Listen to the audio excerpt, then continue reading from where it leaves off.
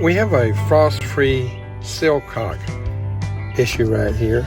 It's leaking right behind the knob, and it could either be the packing inside or it could be another washer. So we're going to disassemble it and see what the problem is and get it fixed. First thing I like to do is turn the breaker off, identify the water heater, and shut it off. And the reason being is, just in case the water should drain out, then I don't burn the elements up. To get to the water shut off, we've got this creepy little hole we've got to go through.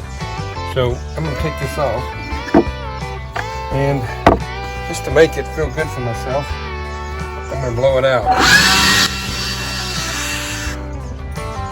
Now I've got to get inside.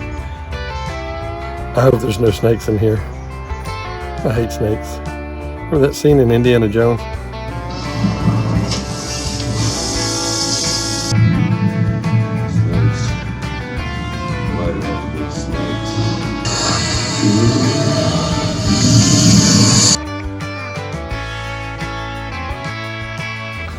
Okay, let's turn the water off.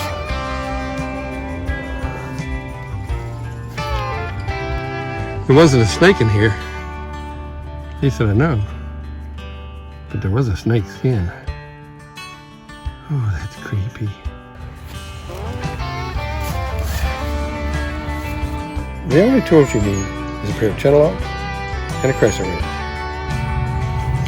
The next step is I'm going to loosen this housing back here in between the base.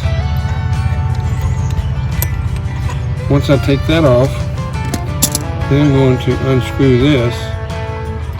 It's threaded way back in there. It looks just like this. So that threads into the body. And now I'm going to determine what I need to fix. So here's the deal.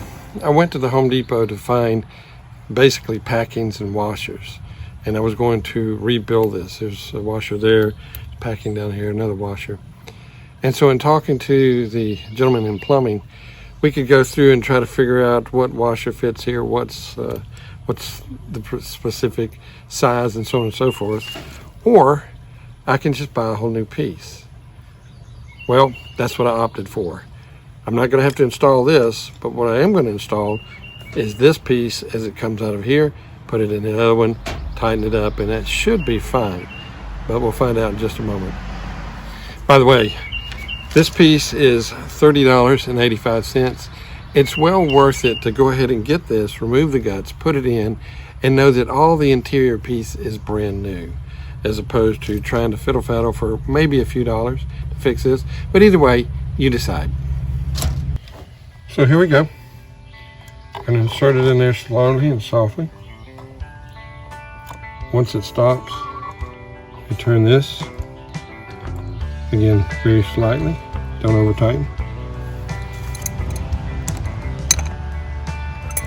Then we loosen that so that it'll tighten in.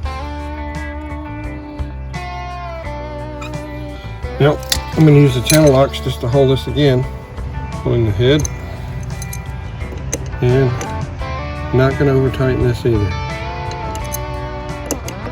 It's more than hand tight, but just snug. Now tighten that up, and that's just excess water draining out there. Okay. Time to turn it on again. And turn it on. Now that's a scary sound. Let's check it out.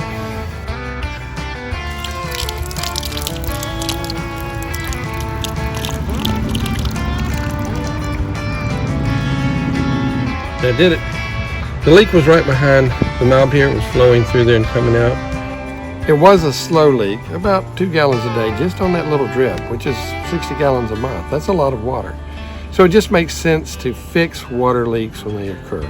And what a great recommendation by the associate at the Home Depot.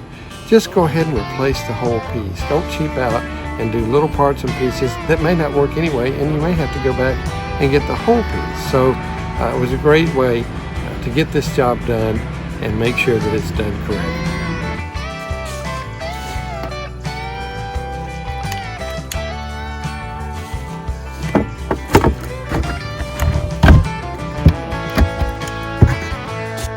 The project's complete, so let's kick the water heater back on. I'm Rick Gill, that's your Home Improvement Minute, and we'll see you next time.